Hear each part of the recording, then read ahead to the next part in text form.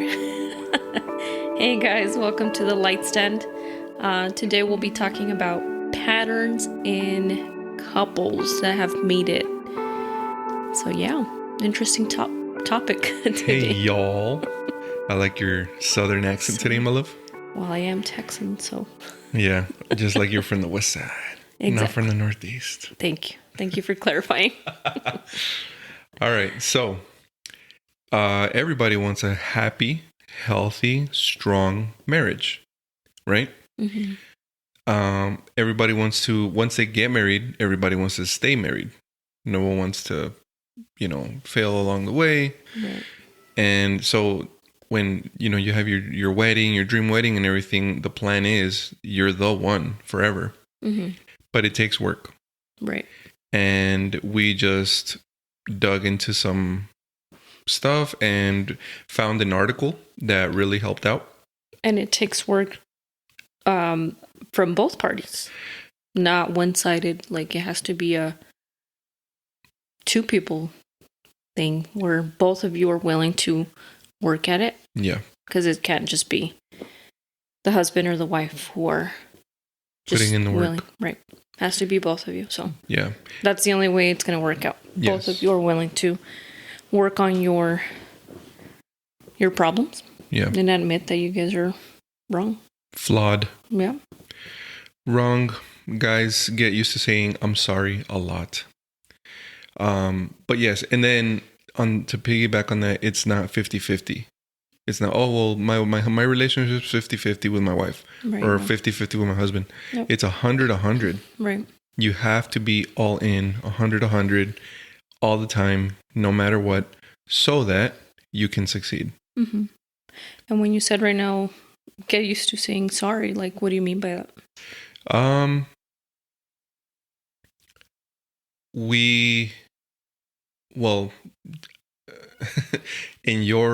In our relationship, Right. I am constantly wrong, and swallowing your ego Mm-hmm. and your pride means apologizing. Mm-hmm. Same, and not just you. Same here. Yeah. Okay. I mess up, and I mean, at the beginning of our relationship, I was like, no, you're always wrong, and I'm always right. Right. It's like Natalie never messes up. Yeah. And me too. I was like, I'm not wrong. I'm right in this. Right. But until we... an immature relationship says, I'm right, and I'm not gonna apologize because they need to own the fact that, they're wrong or whatever. An immature relationship wants to win Mm-hmm. the argument.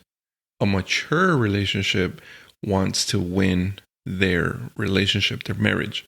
All right.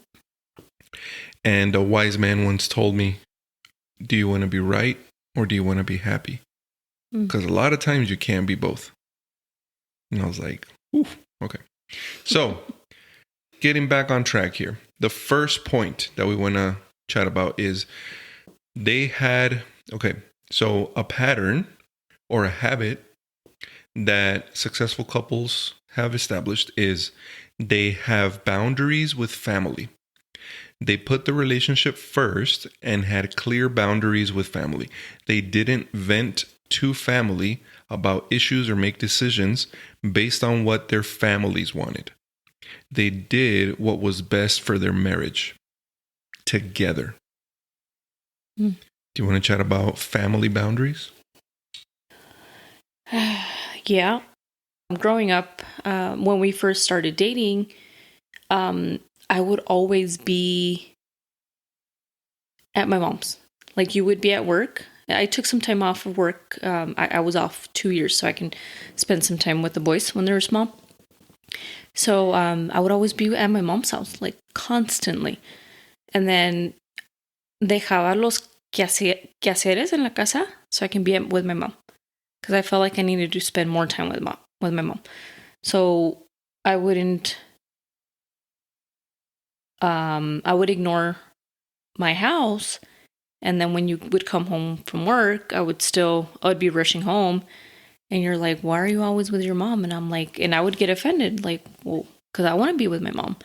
So anyway, long story short, I learned that it's you and I who are married, and I need to learn how to, if my mom needs me or she needs something that, like, if she calls me and she's like, hey, Natalie, I need you to take me to the store, and I'm here with you, like, I have to put a boundary, like, Mom, I have to attend to my house, my husband, my boys, and then I can go do whatever you need. And she would expect me to, like, snap a finger. And this was before, like, she would get upset. Years ago. Huh? Years ago. Right. Years ago, where she was so used to me doing things for her, going to the store, and when I wouldn't, or when I stopped, like, it was so hard for me. I felt like I was breaking up with my mom, because I'm like, I had that codependency, you can say, with her, where if I didn't do something when she wanted me to, I felt like a bad daughter. I felt like I was letting her down, and I felt like the worst of the worst.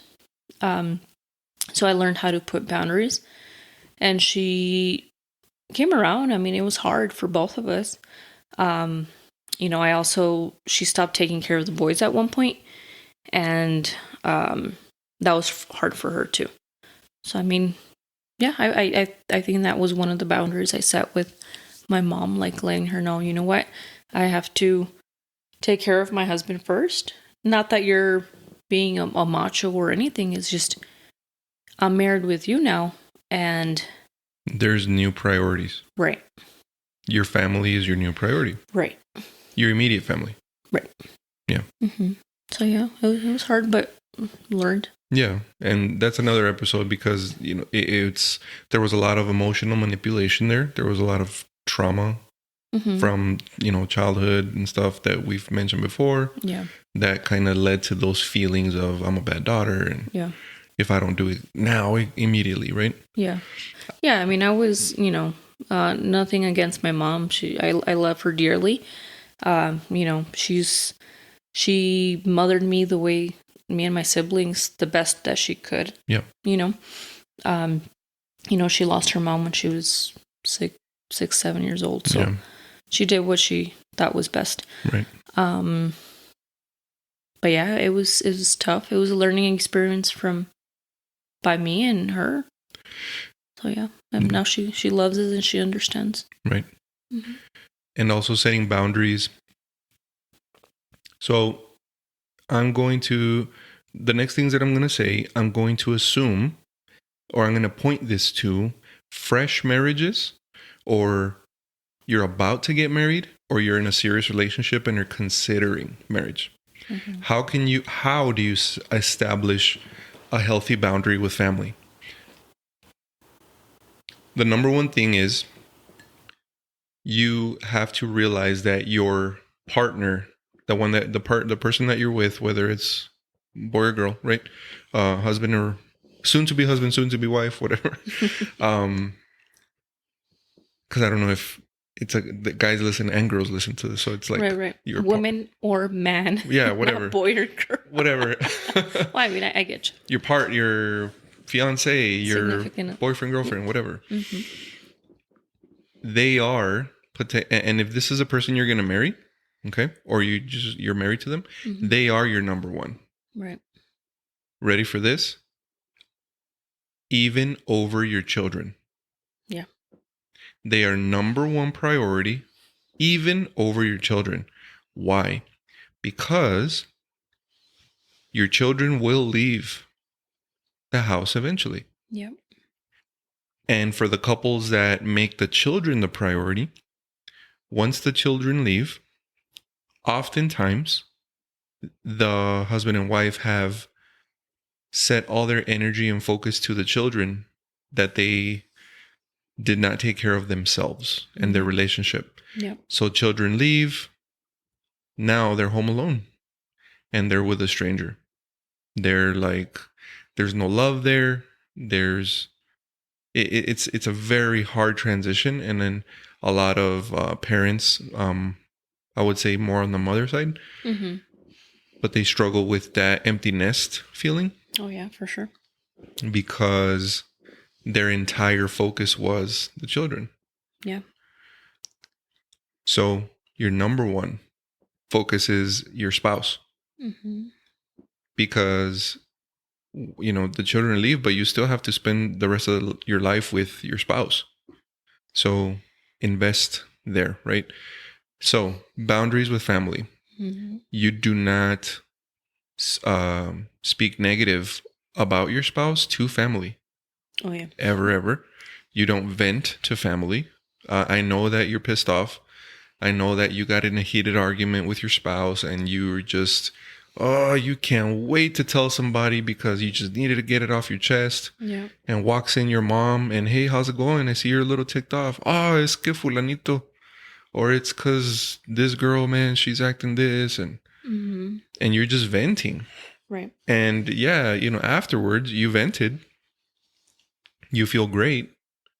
You feel like a pressure release because you got it off your chest. But now your family member, your mom, your sister, your brother, whatever, your cousin, your tia, they now know the dirty laundry in your relationship or what's happening. And now they're going to see your spouse through that lens that you left there. And it's not fair for your spouse. Right. Because you're going to kiss and make up with your spouse. And if you're married, you know exactly what I'm talking about. Well, yes, we fight, guys. We all fight. If you're married, you fight. Yeah. If you're married and you don't fight, there's something wrong with your marriage. Truly. Argue. Yeah. Yeah, not like boxing gloves. You know, UFC. And sometimes that can be verbally. I mean, people. Yeah. Yeah. So like fighting, arguing, right? You are going to kiss and make up. You're going to say, you know what, I'm sorry, blah, blah, blah. And then that's it. You're happy again. But your family member is holding now that resentment or kind of like that crooked eye of like, or not crooked eye, but you know what I mean? That stank eye. I imagine someone looking straight in the other eye. I'm sorry. No, it's okay. But you know what I mean, right? Very visual, yeah. That they're giving them that stank eye because of the stuff that you said that you shouldn't have. Oh yeah, personal experience. I mean, again, I was very close to my mom, and I'm still close to my mom, but I would argue with you, and because I didn't have any friends or anyone else to confide in, I would go to my mom and be like, ¿Qué crees que hizo este muchacho? And yeah, I would give her all the spiel, and you know, next family event, she wouldn't talk to you. She'd be like, I don't want to talk to you. You know, like, what the heck? Yeah. What's wrong with her? So women, please don't do that. Yeah. Because like Art said, you know, you guys kiss and make up, and then your family members has all that tea, all that garbage that you spilled on them, and they're looking at your spouse like the worst of the worst. Yeah, so don't do that. Another boundary is your family is not allowed to make negative comments about your spouse or about your relationship. Like I remember years ago, I don't know if it still happens, probably not, but you would come home upset after a family gathering or something because you would hear comments like, oh, what, you have to ask for permission? Like, oh, you know, he controls you or whatever. And it's like, no, like we just have something called communication. Right. We have something called, we need to come to a mutual agreement on big decisions. It's not asking for permission. It's not, you know, none of this. Yeah. If that's what it looked like, well, we now that we know what we know, those comments were coming from, well, you really don't have a healthy marriage reference to look for. Yeah. So I can understand how it looked like I'm asking someone for permission. Right. Because you don't know what that looks like. Right. It's alien to you. So, you know, so it's like, no, that's not acceptable. And if you're going to be making those comments, then we're not going to go. Right. Or you're not welcome. You know? Yeah. Keep those comments to yourself. My marriage is my marriage. Right. Right? And, you don't have to be rude with it or anything, but if you have that nosy family member, if you're listening, that, can't keep their mouth shut about your relationship or whatever, you can establish that boundary and you can say, hey, listen, we're working things out, or we have a process of, it's because Hispanic culture can be very machista. Right. And it's like, well, I don't need to ask anybody, like, se va a hacer lo que yo diga, and this and that. And it's like, well, if you want a happy, long-lasting relationship, that's not the right approach. Right. And not just, sorry to interrupt, not only machistas, I mean, girls too, very feminist, like, and again, personal experience where my mom, she would give us advice best to her ability or to her knowledge. She would be like, well, you guys need to fend for yourselves. You have to educate yourself so that you don't depend on a man. And so when my siblings would make those comments of, oh, well, do you have to ask him all the time for permission? Because of that stemmed from my mom telling us, like, you girls are women and you don't have to depend on a man, and etc., whatever. So, I mean, again, it's not about asking for that. I was asking for permission. It was like me and my husband have to be on the same page. It's like, let me just make sure he doesn't have anything else planned. So yeah, it was just misinterpreted, and they didn't know any better either. Right. So I mean, that's how we grew up, and nothing against, you know what I mean? Yeah, no, nothing against them. We don't hold anything against it. Right. Because I understand where that was stemming from. Again, they didn't have a healthy marriage point of reference to be like, oh, this is called healthy communication between a husband and a wife. Right. Oh, okay. Like, oh, so that's how happy couples communicate. Right. Yep. So stuff like that. So yeah, just setting a boundary with your family of like, hey, listen, I'm going to make it crystal clear that my spouse is my number one priority. And if my kids come second, dude, you come after that. Yeah. And I'm not going to ignore you on purpose. I'm not going to put you off to whenever I have time type of thing. But it's like my number one priority now is my spouse. Period. Dot. Right. Right. Everything else comes later. At the best of my ability, I'm going to do it. It doesn't mean you're going to be ignored. It doesn't mean that, we're not going to hang out anymore. It doesn't mean that, we don't love you anymore. It just means a healthy marriage puts their spouse first. Right. Always. So just set that boundary. It can be, and if you're not used to setting boundaries, period, if you're a people pleaser, and like if you're trauma, shout out to my homie. Literally, that's helped me, on a personal level from being trauma informed and stuff like that. Right. There's a lot that goes into this, so we're really going to try to keep it high level here. So if you're not used to setting boundaries, get used to it. Yeah. Learn how to read some books, listen to some podcasts, whatever. But it is absolutely necessary because your family. At the end of the day, the person that has to sleep with your spouse is you. Right. And I don't mean sleep in a sexual way. I mean, like, you're the one that's laying next to them in bed for the rest of your life. From personal experience, I have family members, without being specific. They're more like extended family, but where they allowed family to make comments about their marriage. In this specific situation, they wanted, she was a breadwinner and he was a stay-at-home dad. But that's the way they wanted it. They wanted it. But then family gatherings, birthday parties, etc., people would start drinking, and here started coming the comments of, oh, you forgot your apron. Oh, like, so what'd you do today? Did you clean the did you clean the blinds really good today, Cinderella? Like, Because he did not. He was always very disrespected by her family. Oh. And then people drink and this and that, and of course words start flying. Yeah.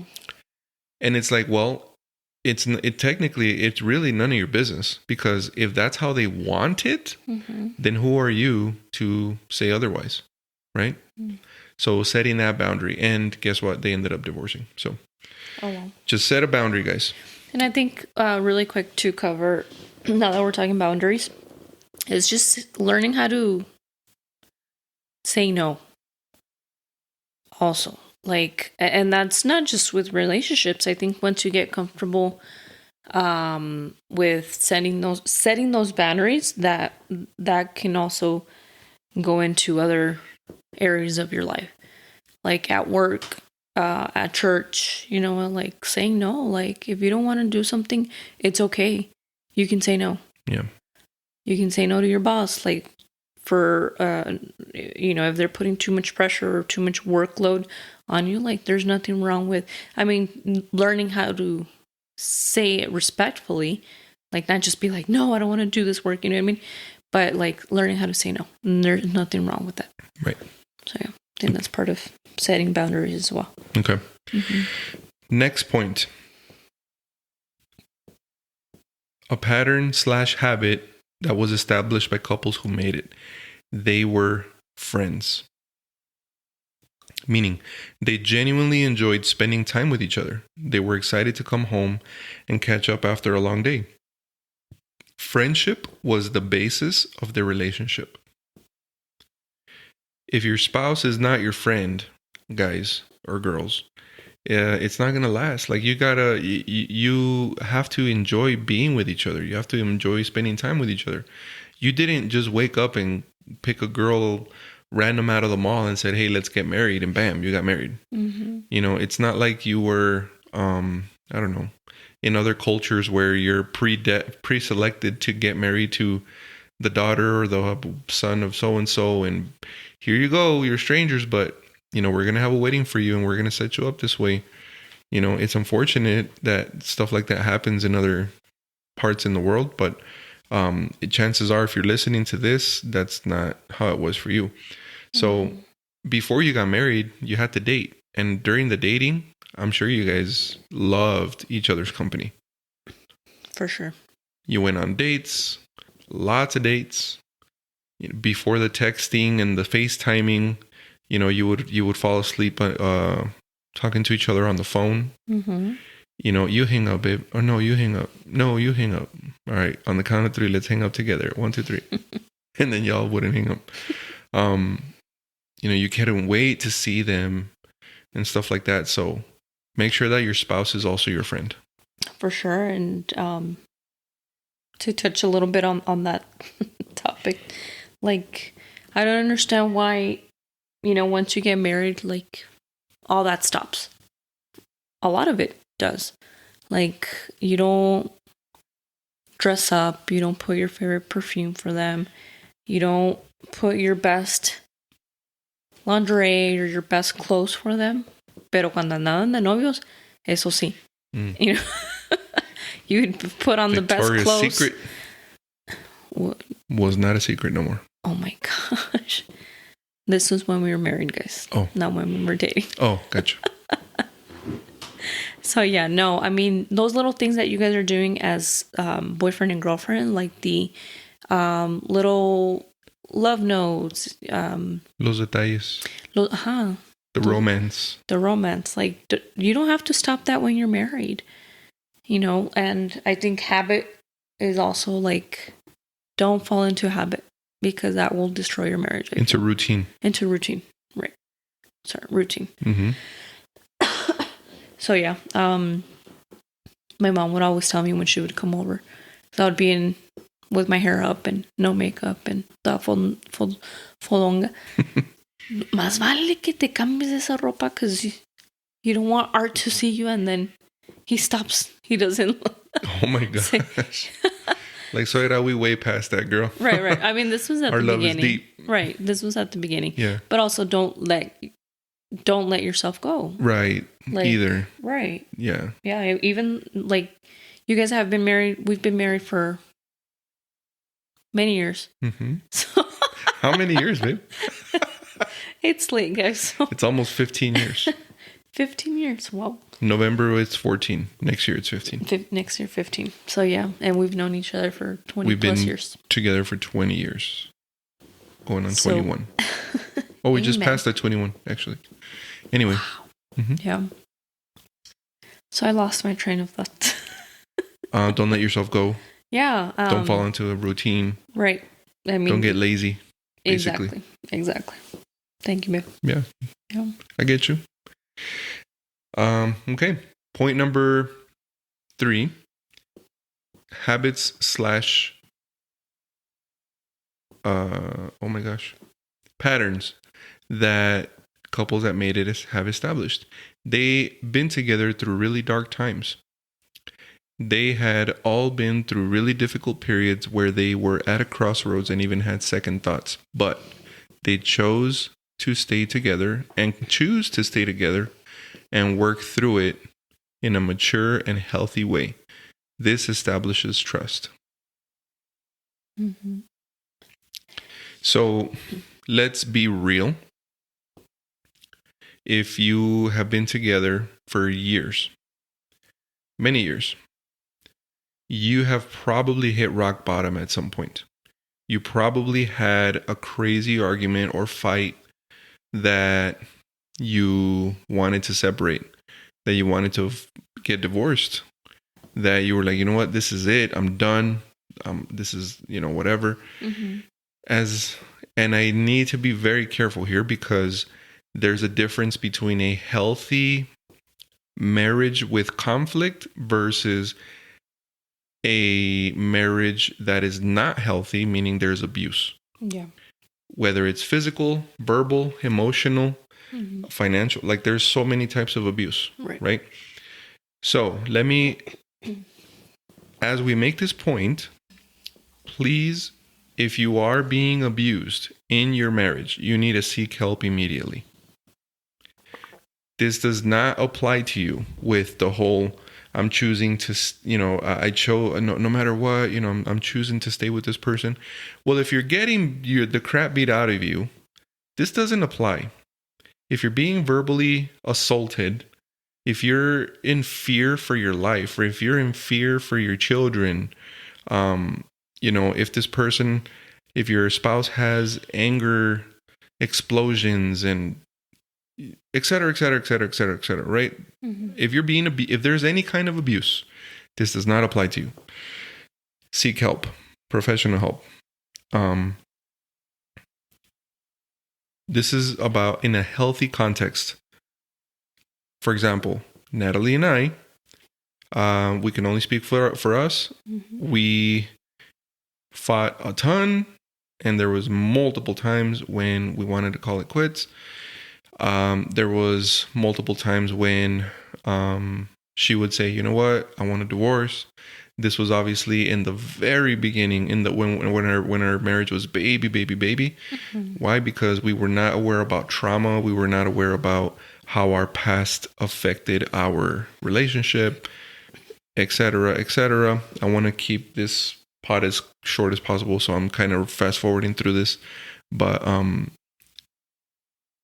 if you've been through dark times and if you hit rock bottom, it takes two to make a decision to work through it. And I mean work through it, not ignore it, not pretend it didn't happen. You're not sweeping it under the rug and just saying, all right, man, whatever, let's just keep moving forward. No, it's look, we keep fighting over the same thing. Is this ever going to change? I don't want to live like this. And Natalie and I had that moment of, you know what? We keep tripping over the same rock. And I'm tired of it. And if you don't change, we're not going to last. This is not going to go anywhere. I don't want to live like this. I want a happy marriage. I want to be in love with you. I want to be madly in love with you. Mm-hmm. But there's things that you're doing that is preventing that. And that you're pushing me emotionally farther and farther and farther away. And I want to be in love with you. So you need to change. And Nat took action, which I appreciated. I'm not, and I needed a lot of growth to do too in the early stages. I needed to learn how to be a man. I needed to learn how to be a good husband. God blessed me with the right people in my life, with the right books, with the right mentors, with the right couples that I would run to and ask for advice. And full disclosure, 9 out of 10 times when I made those phone calls, they would tell me, "You're the one that's wrong." And I would say, "Okay, fine. I'm wrong. I need to I need to admit it. I need to apologize, and I'm going to learn from it." Yep. So there was a lot of growth. But anything you want to add on that, babe? Yeah, no, I mean, we both needed to grow. I feel like, I mean, we each had our traumas or our problems, growing up, but maybe more than the other. But you had a lot of patience with me. You had grace with me. So after realizing that I needed help, to get rid of those roots, that trauma, and I'm still working on it. I mean, it's something that, you work on a certain thing, but then the Holy Spirit reveals another thing, that you might need to work on. So anyway, you gave me grace. You were very supportive. So I really appreciate that. And vice versa, I also gave you grace with whatever growth you needed to go through. So we both helped each other.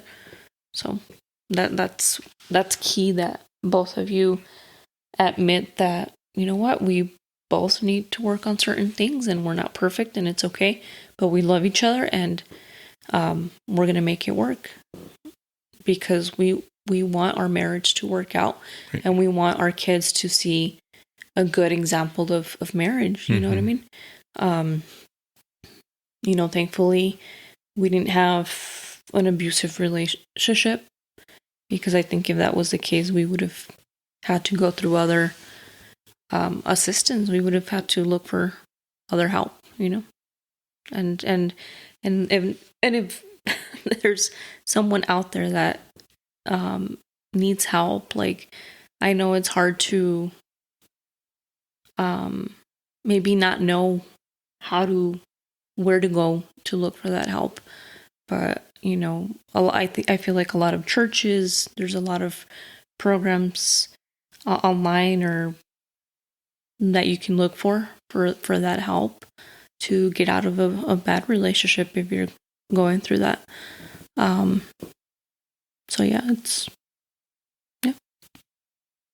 All right. Another point, pattern/habit that couples that made it have established.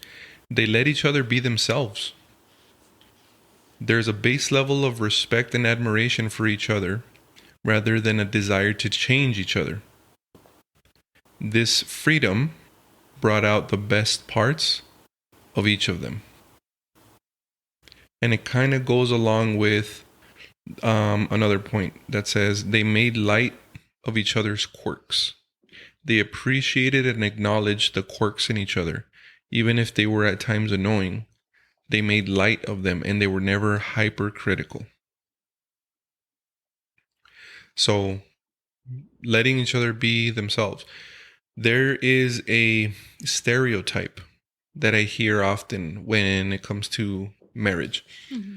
The man at the altar, okay, let's fast forward a relationship all the way to they're at the altar. They're about to say, "I do." They're at the ceremony. The man is sitting there with the tux, staring lovingly in his soon-to-be wife's eyes, thinking, "Oh my gosh, I really hope you never change." And she changes. And the wife is staring lovingly, or the soon-to-be wife is there with her beautiful dress, staring lovingly into her soon-to-be husband's eyes, thinking, "Oh, I can't wait to change you." And he doesn't change. Make sense? So the stereotype is guys at their wedding Mm-hmm. hope that their wife never changes. Mm-hmm. In what way? They love the wife that they are. She's fun. She goes out. She attends football games with them. She, goes to the gym with them. She, hangs out with the guys sometimes, with the, I don't know, parties or whatever. Mm-hmm. She, she's adventurous. She likes hiking. She likes outdoors. She plays sports. I don't know, whatever. Mm-hmm. Okay. And then she ends up changing. Mm-hmm. Versus the girls, and again, this is a stereotype. Mm-hmm. You guys can Google it if you're interested. But, and then on the wife side, it's, oh, I'm gonna change you. Like the wife or the soon-to-be wife. She's thinking that she's gonna change him. Yeah, she there's things that she doesn't like about her soon-to-be husband, but she's like, as soon as I marry him, and he can't go anywhere because I have that ring on his finger. Gotcha. I'm going to make it my project to change him. Wow. Maybe it's his dress. Maybe it's his hairstyle. Maybe it's his friends. Maybe it's his hobbies. Maybe he likes to join 10 fantasy football leagues and it pisses you off. Maybe he likes to do cosplay and you think it's dumb. I don't know. Yeah. Whatever. And you want to change it. Maybe he's a slob. Uh-huh. Maybe you've been to his apartment and he's very messy. I don't know. Whatever. Yeah. But the more that you're trying to change him, the more he's going to resist. Okay.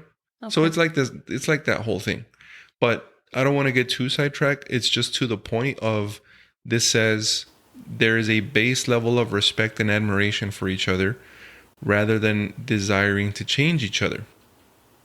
So it's like, I'm going to respect you. I respect who you are. Mm-hmm. However,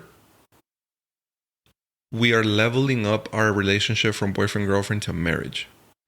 Right. And if we want our marriage to work long-term, we have to be intentional about putting in work to become the best version of ourselves. Mm-hmm.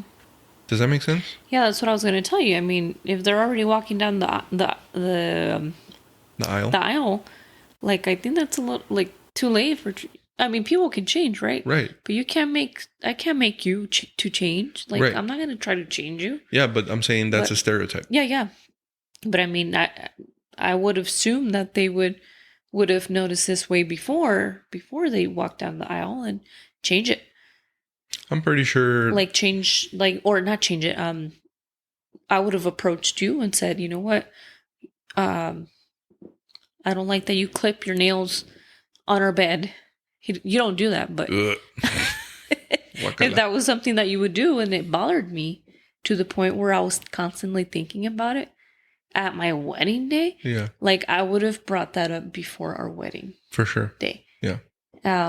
So yeah, ladies, like if you're dating, you're getting to know each other. I mean, that's why you get to know each other, because you want to see, is this someone that I want to get married with? Like, are we compatible? Like, does he believe in the same things that I do? Do we want to have kids when we grow up, or not have kids? So yeah, please do that before you all get married. Get married, yeah. Identify the red flags. Don't be so desperate to get married to that. I just have to get married. Right. Yeah. That you're ignoring red flags. The red flags, yes. And, yeah. I think a lot of people are, the time's ticking. I need to get married now, or, you know what I mean? And I mean, I've heard it where it's very hard nowadays to date, and it's unfortunate, but I think a lot of people are afraid of commitment and don't want to take that leap of faith and give it a try. I mean, yeah. I'm glad that I took a leap of faith and I said, hey, Papacito, I like you. I'm going to talk to you. And I don't regret it. Yeah. No regrets. No regrets. Okay. Another point habit/pattern that was developed with couples that made it. They had difficult conversations. Woo. Mm-hmm. They communicated regularly and were open to each other's perspectives. They didn't cope by avoiding or denying. Emotional regulation was present, so conversations rarely became explosions. Ladies and gentlemen, that is key. Ladies, stop complaining that your husband doesn't communicate with you or tell you stuff if every time he wants to be honest with you, you blow up or get defensive. Mm. You blow up, you get defensive. You're not creating a safe space for him to be transparent and communicate his true feelings about X situation. He is going to not tell you stuff. Yeah. He's going to hold back things to avoid an explosion, to avoid caras, to avoid a little temper tantrum that you're going to throw, to avoid the repercussions of him being honest with you. Mm-hmm. He's not going to be honest with you. And I'm not saying he's going to lie to you. Maybe he will, but he's just going to just not touch that subject. In marriage, think about them as buttons. And you start pressing buttons in marriage because you need to. You have to communicate about stuff. But then you're like, well, I need to press this button. Boom, she blew up. Boom, she got in a bad mood. Boom, she didn't like that. Okay, now I'm learning. I'm not going to touch this button. And that goes, and I think that happens to guys too. Like the roles can flip. Guys can also be reactive that way. Yes. So it's both parts, not just ladies. Yeah. Sorry. My apologies. It does go both ways. Just from a recent conversation that I had with a buddy. So, ladies, you want communication, you want transparency, create a safe space. Yeah. Your look is a million words. Just with your look, as we start bringing up a topic, if we start touching on a subject and your face changes, and you all know what I'm talking about, there's that face, we immediately exit off the freeway and we park the car and we get out of the car and we run to play some foosball or something. Oh my gosh. But I mean, there's some ladies that are very expressive, like myself. Like, I can... Te puedo recortar con mi mirada. Like, I have a stare. I have the death stare. Oh. And I've gotten better, but... Yes, you have. I'm not trying to justify a lady or guy with their facial expressions. But it is also very important how the question is packaged. Like, you can't come to me aggressive or attacking me because I'm going to react. Right. You know what I mean? There's a certain way of asking your significant other or saying, you know what? So when this thing bothered me, this is how it made me feel. I think if the guy or girl packages the question that way, it's very important how your significant other is going to respond to that. Yes, delivery and tone. Right. Yeah, because I mean, of course, you come home and you ask me something and it feels like an attack. I'm going to feel attacked and I'm going to react that way. You know what I mean? So, yeah. Guys, we've been together 20 plus years and our communication is still something that we work on. It's still something that we're learning. There have been times when my tone is off and Nat you take it the wrong way. And then I'm like, whoa, wait a minute, that's not what I meant. Right. Or that's not how I meant it. So if you guys want to avoid a million arguments, create a safe space for each other. What is a safe space, babe? Like you said, I mean, where I can... What does it mean to create a safe space?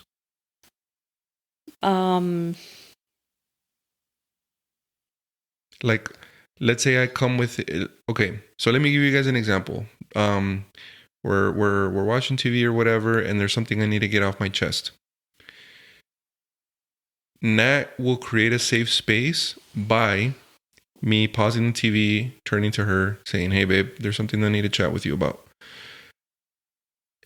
Creating a safe space for her to be like, it looks like this.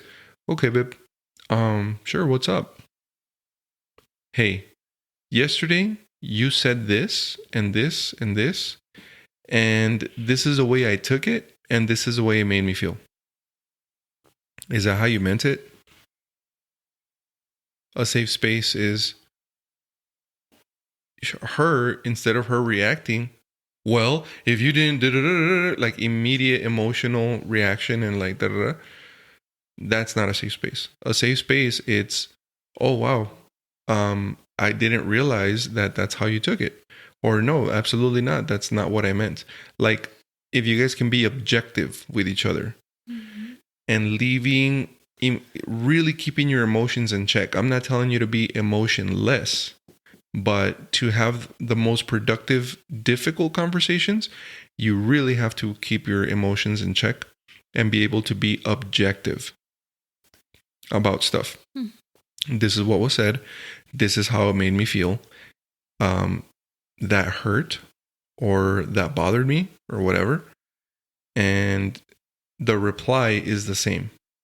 Clear, objective, emotions in check. Oh, hey, this and that. And then you guys talk through it just in that fashion. Yeah. That and that's a safe space because it's like, oh, I know if I bring something up to her, she's not going to explode on me and she's not going to give me the silent treatment for a week. Right. I know I'm not going to be in the doghouse because I was honest about something. Right. Right? Yeah. Well, I mean, I heard a couple say, the husband say, where he's out there slaying dragons, he doesn't want to come home and to a dragon soul. So yeah, I mean, ladies and men, again, it goes back to the packaging of how you approach the situation. Right. But yeah, I mean, create a safe space for each other where you both can talk, and be honest with each other and be like, you know what, this bothered me. This is how it made me feel.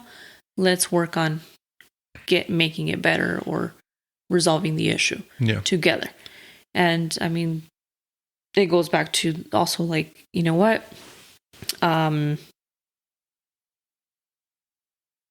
just working together as a couple, and it takes time. I mean, it takes a lot of time. It takes practice because this is something that a lot of us aren't used to doing because that's not how we were raised or taught. That's not what we saw at home. Right. So yeah, it takes practice and a lot of reading, listening to podcasts, reading books on how to get better, how to heal our asking couples wounds. with fruit. Right. So yeah.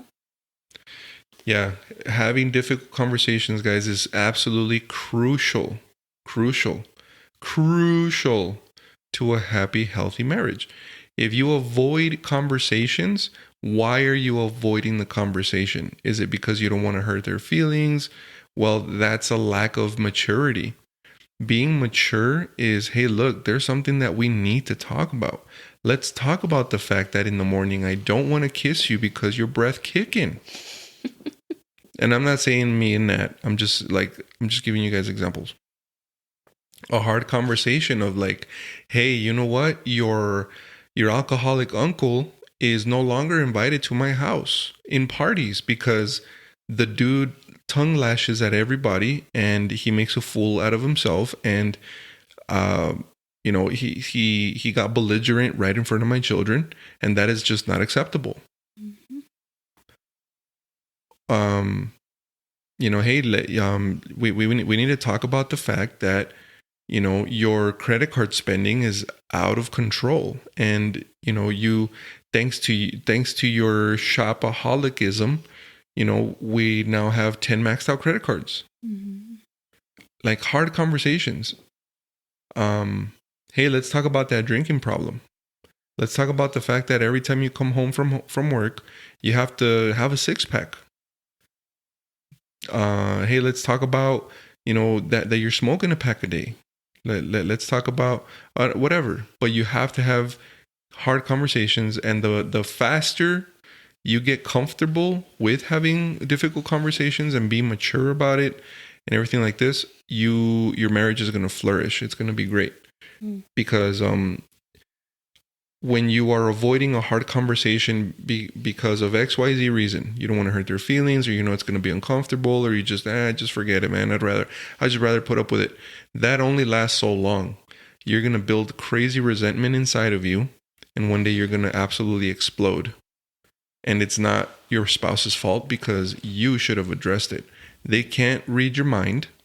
No one is a genie that knows exactly what you're thinking and what bothers you and everything. So if you don't bring it up, you can't assume that they know. Anyways. Mm-hmm. Yeah. Okay. And then another point, they fought. They got on each other's nerves. They fought and were frustrated with each other at times, but they knew how to navigate conflict, how to bounce back, and how to move forward. I think we kind of touched on that, right? Yeah, like learn how to fight. That'll be another episode, how to fight, because there is a right way to fight. Or argue. And argue. That's what I mean. Yeah. So arguing is good, and fighting is good too. Like, it's healthy, in the right, healthy way. Right. Not fighting with. Not physically fighting. Right. Yeah. Don't no. misunderstand. Yeah. No. Like, there's, and you're going to. You know, especially if you're newlyweds. Oh my gosh, I just had my first big fight with my husband or my wife. Dude, that's normal. You're human. We're all human. We can't, you know, it's normal. It's part of it. So just get used to it. Do it the right way. Seek counsel if you don't know how. Mm-hmm. You know, I'm sure there's, you know, great examples that you can look to either in church, or you know, a couple that you look up to that you admire their marriage.